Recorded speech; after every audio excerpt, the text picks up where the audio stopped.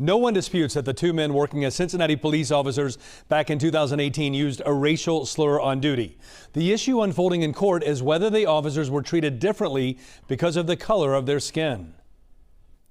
In September 2018, then Cincinnati police officer Dante Hill, who's black, used the N-word while trying to break up a fight during a domestic dispute in Westwood.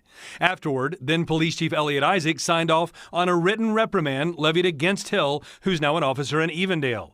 3 months later, a white officer named Dennis Barnett used the same word during a domestic incident in Roselawn after being smacked in the face by a woman who ended up being arrested. Isaac quickly suspended Barnett's police powers, relegating him to desk duty. Someone then told Isaac that Dante Hill used the same racial slur a few months before, but only received a written reprimand. Isaac then moved to retroactively suspend Hill's police powers, matching the disciplinary action against Dennis Barnett. Hill and Barnett sued the city, alleging they were treated differently for the same thing because of their race. In court today, Elliot Isaac, who now leads the University of Cincinnati's police department, said he was not aware the written reprimand against Dante Hill that he signed off on included a reference to use of the N-word. When Hill took the stand, he called Isaac dishonest.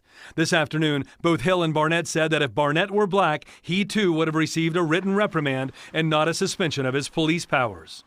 The two men are each seeking $5,000 to cover legal fees and whatever punitive and emotional damages the jury might think are warranted if the officer's case is successful.